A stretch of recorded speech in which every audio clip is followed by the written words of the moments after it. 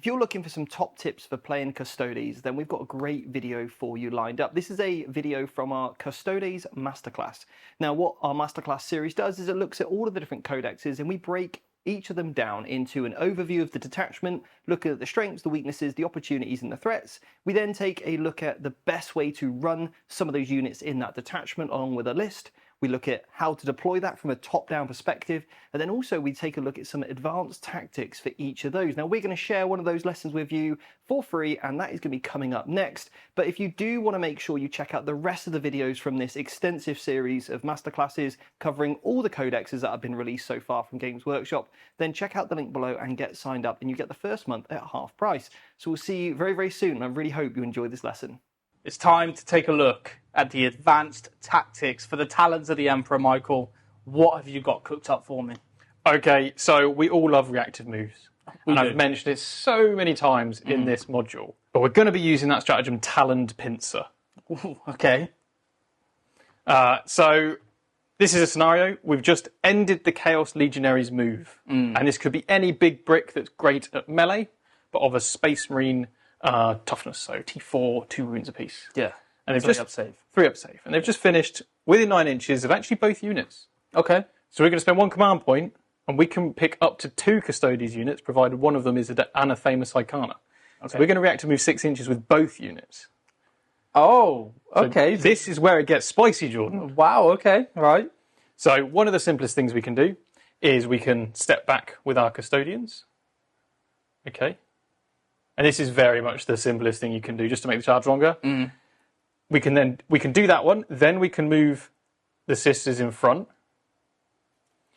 And then this is a layers unit of Vigilators. With fights first. With fights first. So now our opponent is charging a fights first unit with a bucket load of AP2 damage to attacks.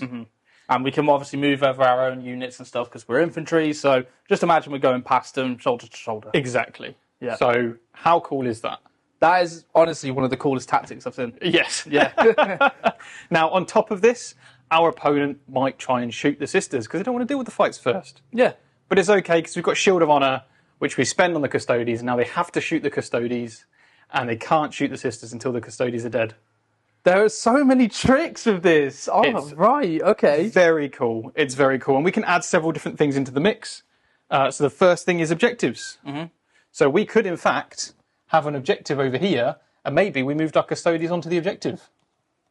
And then moved our Sisters of Silence forward.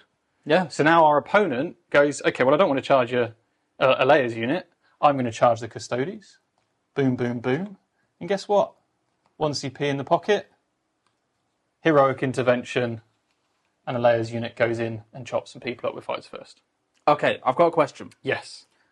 With this scenario, obviously it's 2 CP to do this. We're going to have to spend 1 CP for the reactive move, and then 1 CP for heroic intervention. Yes.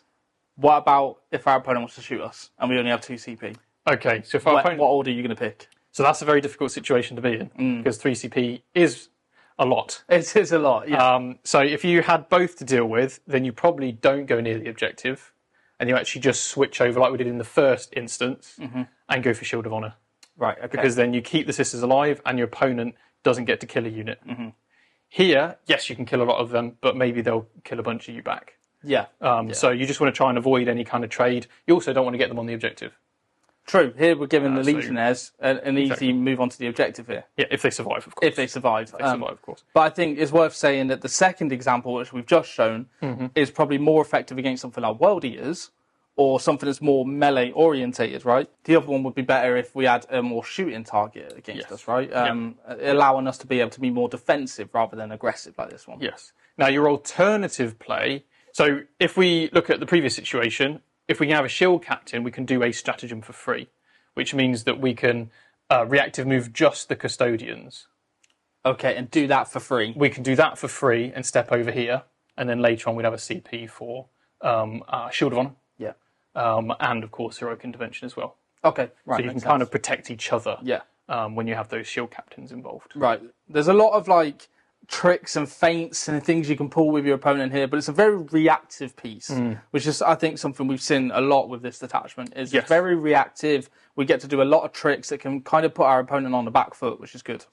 Now, if we've got one more thing, we've got actually a couple of different things we can throw into the mix still with this. Obviously, a transport. Right. So now if there's a transport involved and we're worried about the sisters being attacked or shot, then we can actually get in the transport. Yeah. With our reactive move, and the custodians can step away.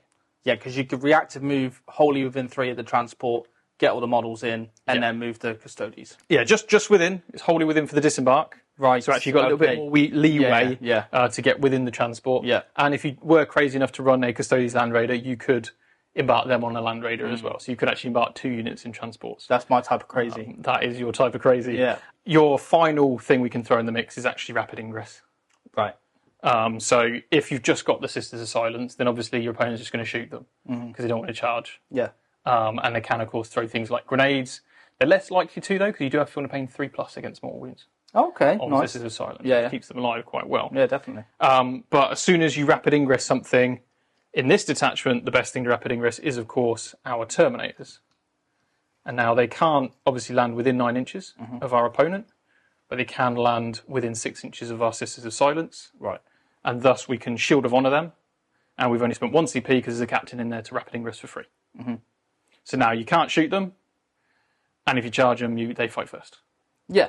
Yeah, and there's also the option for heroic intervention. Yes. So it's all opened up. Yeah, like there's so many things now that's making me go, as the Chaos Space Marine player, why would I charge that? But now they're out in the open.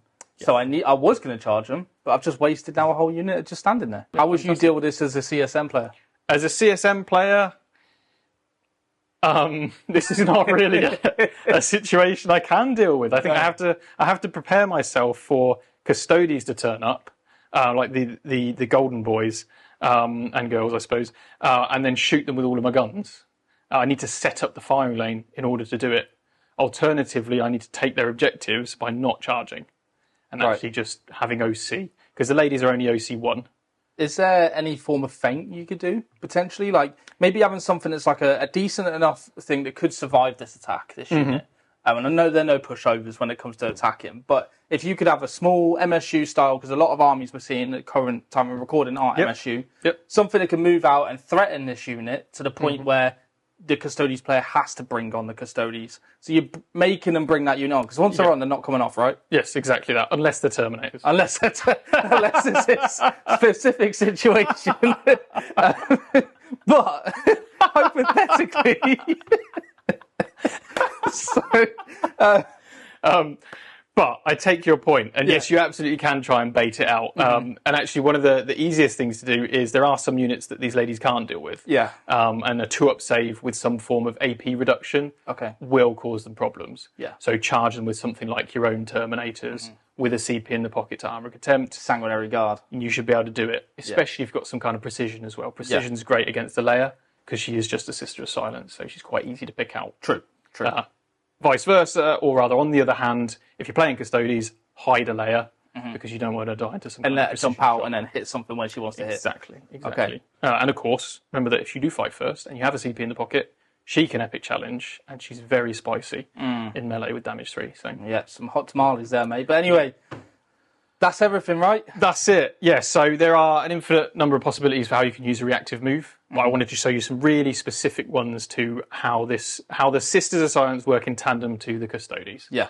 And hopefully you can put this on the tabletop and show off your skills with it. Yeah. I'd love to see or hear about situations where it's won you a game. Definitely. Because I think it's an epic way to play. Definitely. It feels very custodian-like, and I can't wait to see you run this on the table and see it on the channel as well. So anyway, we hope you've enjoyed this one, and we'll see you in the next module on the Custodes Masterclass.